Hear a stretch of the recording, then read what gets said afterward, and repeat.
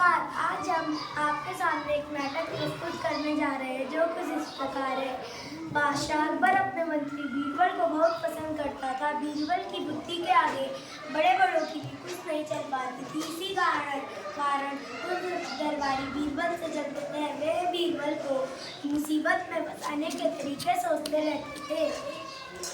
बादशाह अकबर के एक खास दरबारी ख्वाजा सलाह को अपनी विद्या और बुद्धि पर बहुत अभिमान था।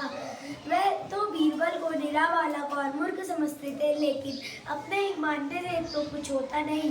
दरबार में बीरबल की ही तूती बोलती थी और ख्वाजा साहब की बात ऐसी लगती थी कि नक्कार खाने में तूती के वास। ख्वाजा साहब की चलती तो वह बीरबल को हिंदुस्तान से निकलवा देते, लेकिन निकलवाते कैसे? एक दिन ख्वाजा साहब ने बीरबल को मूर्ख साबित करने के लिए सोच विचार कुछ मुश्किल प्रश्न सोच लिए। अब उन्हें विश्वास था कि बादशाह के उन प्रश्नों को सुनकर बीरबल के छक्के छूट जाएंगे और वो लाख कोशिश करके भी संतोषजनक उत्तर नहीं दे पाएगा। फिर बादशाह मान लेगा कि ख्वाजा सलाह के आगे बीरबल कुछ नहीं। ख्वाजा सलाह अचकन पगड़ी पहनकर दाढ़ी सहलाते हुए अकबर के पास आए और बोले, बीरबल बड़ा बुद्धिमान बनता है। आप भी इसकी लंबी चौड़ी बातों के धोखे में आ जाते हैं। मैं चाहता हूँ कि आप मेरे 3 प्रश्नों के जवाब बीरबल से पूछें और उसकी दिमाग की गहराई नाप लें। उस नकली अकल बहादुर की कलाई खुल जाएगी। अकबर ने बीरबल को बुलाया। बीरबल, परम ज्ञानी ख्वाजा साहब तुमसे 3 प्रश्न पूछना चाहते हैं। क्या तुम उनके उत्तर दे सकोगे? जवाब मैं जरूर दूंगा, खुशी से पूछें। संसार का केंद्र कहाँ है? यही स्थान चारों ओर दुनिया के बीचों बीच पड़ता है। यदि ख्वाजा साहब को कोई संदेह हो तो वे पूरी दुनिया को फीते से नाप कर मेरी बात गलत साबित की।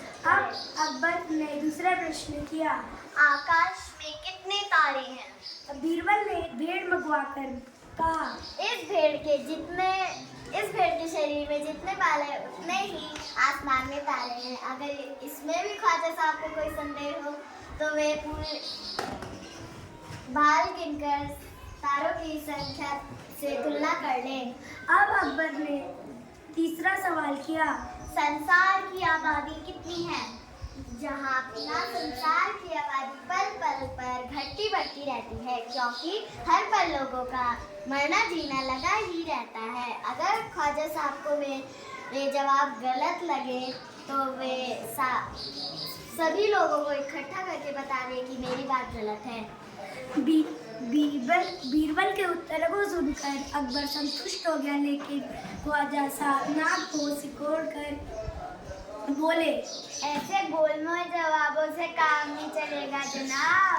ऐसे सवालों के ऐसे ही जवाब होते हैं। पहले मेरे उत्तरों को गलत साबित कीजिए, तब आगे बढ़िए। ख्वाजा साहब से फिर कुछ बोला नहीं गया। धन्यवाद।